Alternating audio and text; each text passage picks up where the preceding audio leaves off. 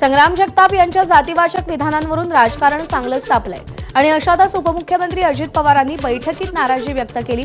Worli dome इथे अजित पवारांच्या उपस्थितीत राष्ट्रवादीच्या जिल्हाध्यक्षांची बैठक पार पडली।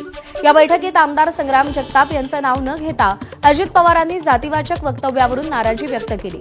आपल्या बोलण्यामुळे जातीजातीत वाद होता कामा नयेत, तसंच पक्षाच्या विचारधारेला ठेस पोहोचता कामा नये अशा सूचना अजित पवारांनी दिलेल्या आहेत।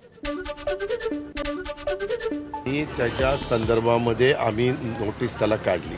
आता तो त्याचं उत्तर देणार। नोटीस काल का परवाच त्याला त्या बाबतीमध्ये गेलेली आहे आणि आज मी सगळ्यांना आव्हान केलं की तुमच्या माझ्या महाराष्ट्रामध्ये कधी अशा पद्धतीनं वेगवेगळ्या समाजामध्ये एवढं असं अंतर पडलेलं आपण कधी पाहिलं नाही। आता प्रत्येक समाजाने काय मागणी करावी हा ज्याचा त्याचा अधिकार आहे। दरम्यान